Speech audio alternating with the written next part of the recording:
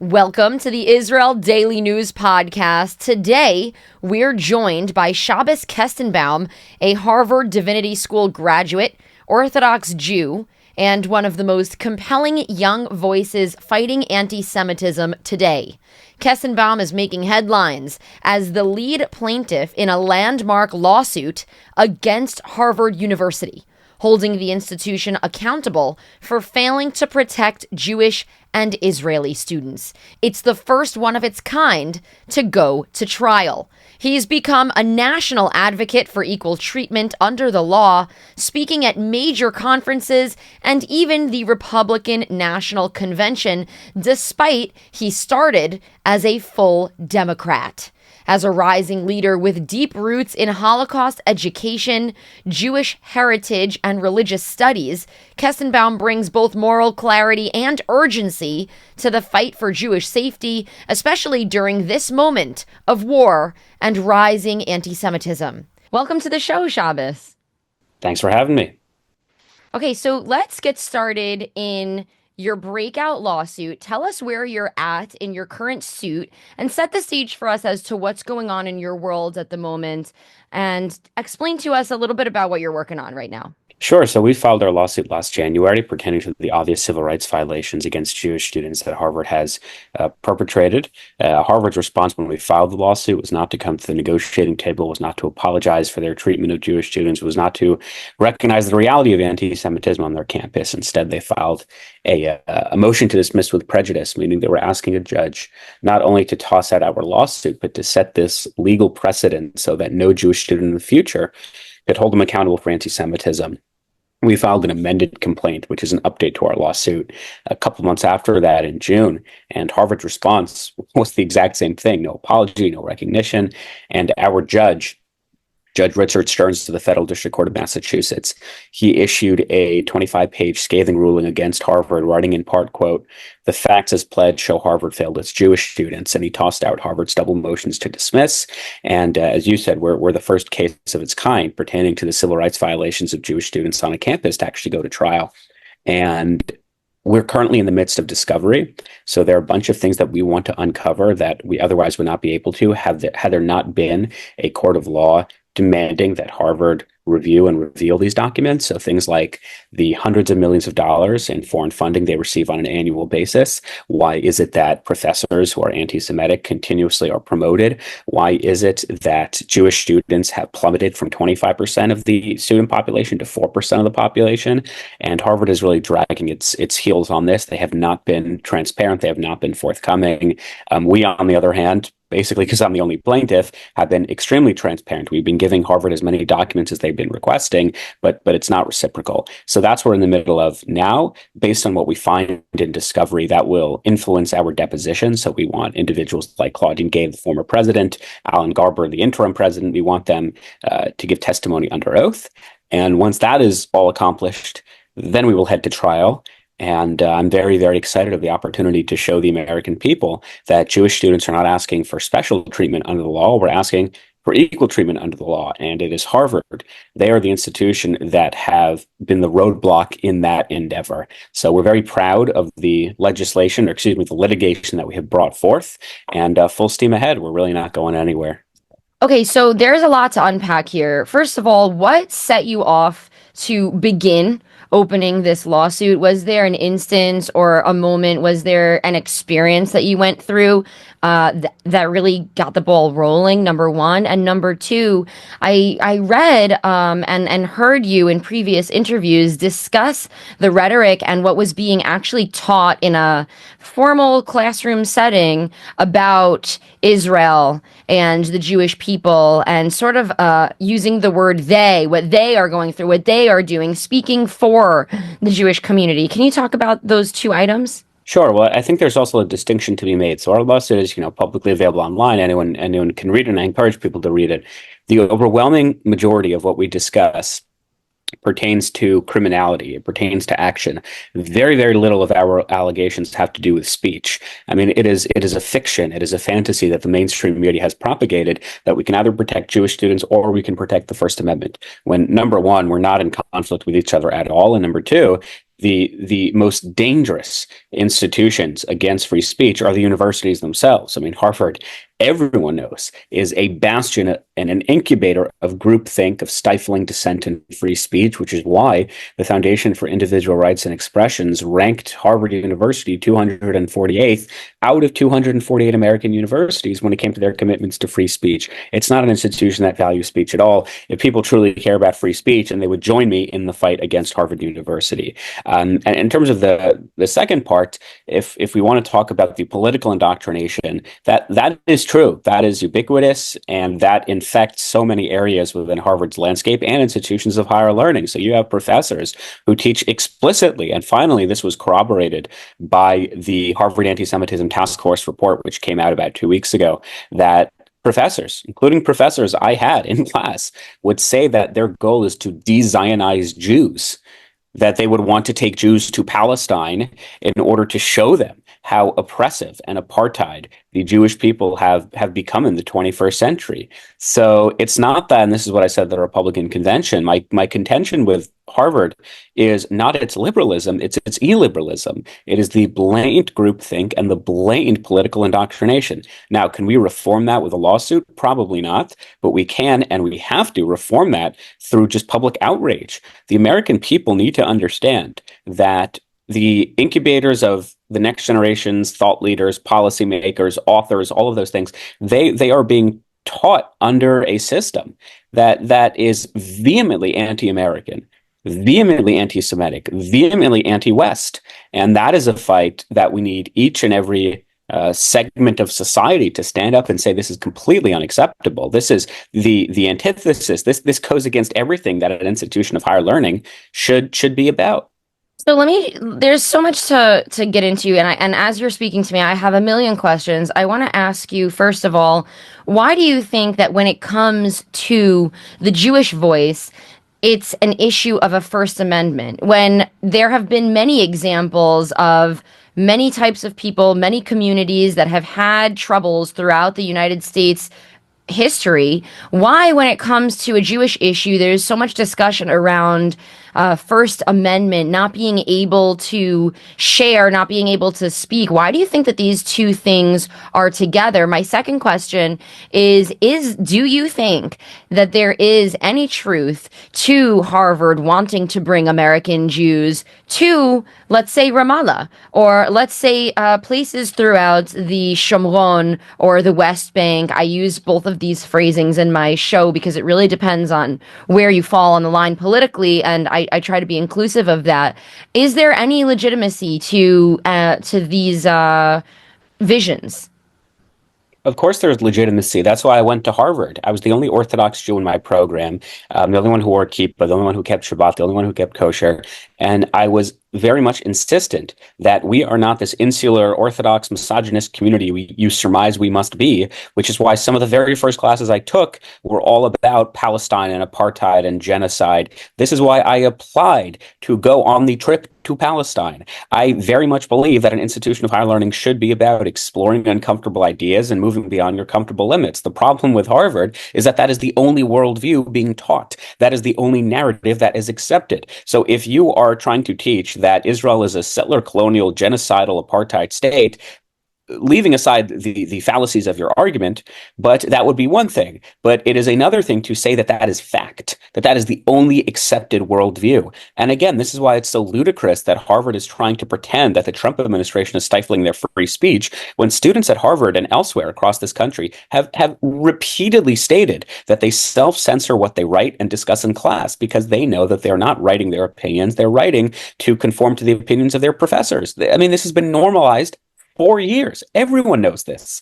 So that's the first part. In terms of the first part of your question, why is free speech being used as an excuse? Because it's an excuse. Because it's a way for the university to absolve themselves of the serious responsibilities and accountability that is owed to them for failing to treat Jewish students in an equal manner. So their convenient scapegoat is, well, we wish we could, but we're stopped by the First Amendment, which again, almost nothing that we entail has to do with the First Amendment.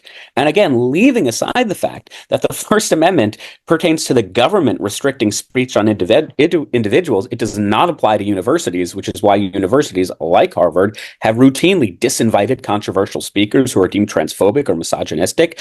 It's why they demoted an African-American professor for coming out against Black Lives Matter. It's why they unenrolled 12 students who posted a sexist meme in a private WhatsApp group. The only time Harvard and other universities even mentioned the First Amendment was when it was in connection to Jews saying, hey, we don't want to be accosted on our way to the library each day. Then all of a sudden it became an issue of intellectual diversity. I mean, what a joke. Absolutely. And before we transition into the news, I actually want to ask an interesting question. I see that your story and your efforts are becoming very relevant right now. And I'd like for you to share with us how your studies and your expertise in Holocaust education and religious studies have become relevant during the current war that was started on October 7th when Hamas entered Israel, killing 1,200 and taking 251 captive into Gaza. How have you become a relevant voice, and how has your experience and all that you've learned become relevant for this moment? Sure. I mean, I'm not sure that I personally am a relevant voice, but what I would say is my studies have become quite relevant. The fact that I was studying religion and politics at Harvard made it a little apropos to what was going on not only in Israel, but also on Harvard's campus itself. So I'd say this, my great aunt, may she continue to be alive and well, she remembers Kristallnacht, the night of broken glass, when German civilians and countrymen pillaged and ransacked Jewish synagogues, study halls, and Jewish institutions across Germany. And she was a young girl. She hid in the attic, recited a chapter of Psalm over and over for her father, my great-great-grandfather, Rabbi Yosef Breuer, who was arrested by the Gestapo. And miraculously, he was released, and they were one of the last families to leave Germany. This is quite late. And when I was testifying in front of the House Judiciary Committee, I actually brought in the story of my great aunt. And I said, my great aunt, she will be the first one to tell you that the Holocaust, it did not begin with burning books. It did not begin with gas chambers. It did not begin with Auschwitz. It began with the acceptance, the normalization, and the celebration of antisemitism. And while there are, of course, differences between the experience of German Jews in the 30s and American Jews in the 21st century, obviously, one eerie similarity, though, is that acceptance, that normalization, and that celebration. And by the way, where was the first book burning in Germany? It was at the University of Berlin. It was young progressive Germans who were burning books into a fire. Where did they get the books from? They got it from the university library. So unfortunately, when we look at the era of fascism and repression, we actually see that in many cases, it starts with the most elite, the most progressive, the most sensitive, the most educated, those who, to make a comparison, take knees for Black Lives Matter, who introduce themselves with preferred gender pronouns. They were the first ones to call for an intifada. They were the first ones to say glory to our martyrs. They were the first ones to cheer on the Palestinian resistance, raping and mutilating and burning Jewish babies. So when it comes to my studies at Harvard, it prepared me, but in a very cynical and sick way.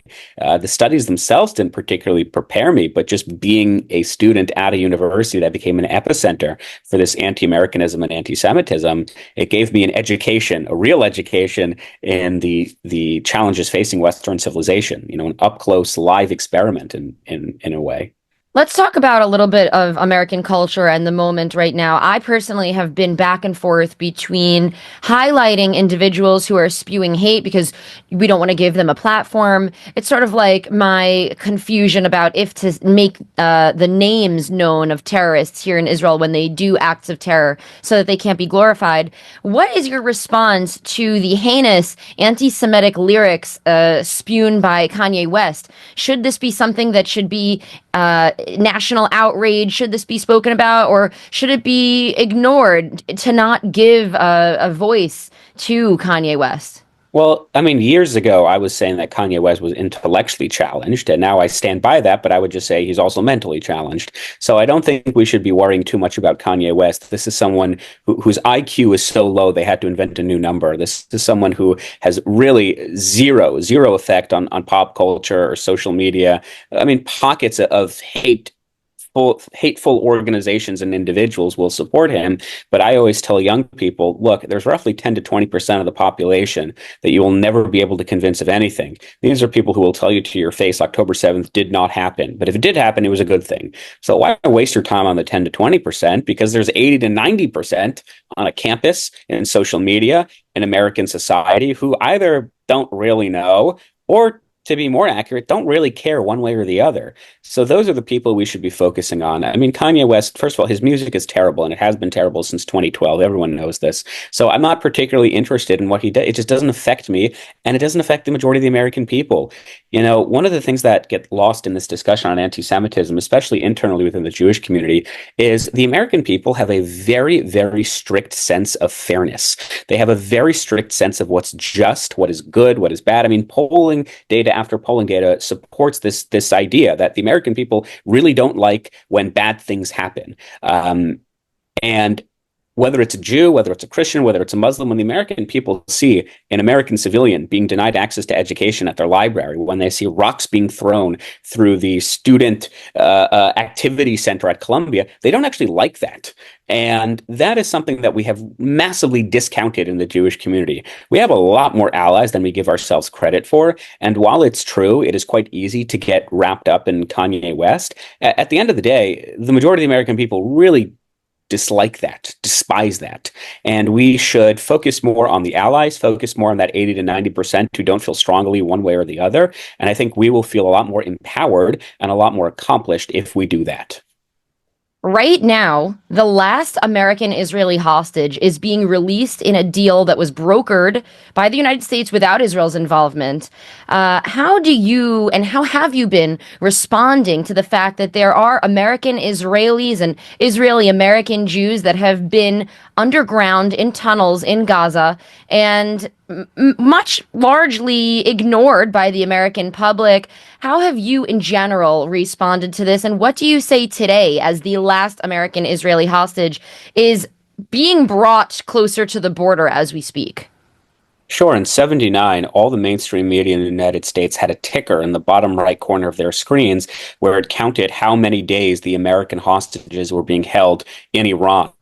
And of course, there has been no such ticker. There has been no such similar outrage by the mainstream media since October 7th pertaining to the American hostages who were being held by Hamas. And by the way, continue to be held by Hamas. Idan is the last living American to be released, but we know that the bodies of people like Omer Nutra and Judy Weinstein are still being held as bargaining chips in Hamas by Hamas in Gaza. So number one, it shows the obvious hypocrisy of this sloganeering of Me Too unless you're a Jew, which is pretty apropos. That's because the Americans are Jewish or because the Americans were living in Israel, somehow it's qualitatively different. So number one, it is a tremendous damning indictment on the mainstream media here in the United States. The second thing I want to mention is Idan is from Tenafly, New Jersey. I'm speaking to you live from Riverdale, New York. It's about a 25, 30-minute drive. I've spoken numerous times at the Jewish Community Center of Tenafly, where he is from. It's actually where I used to do summer camp. So Idan is an American boy. I mean, we can all relate to his story. This is someone who grew up in the American Jewish community. In fact, one of the more symbolic photos of all the hostages since October 7th has been a picture of Idan in the backdrop of an American flag. This is someone we can all relate to. I was with his parents at the White House last week, and you know, they are as American as anyone else. And as I said, it's a damning indictment on our cultural leadership, on the mainstream media, that he has not become a household name. The other thing I want to mention is it is critical that while people have contentions or disapprovals of the Trump administration, whether those are justified or not justified, it is critical to remember that the releasing of the hostages, in my opinion, and it's certainly in the opinion of the American government, it is a paramount concern.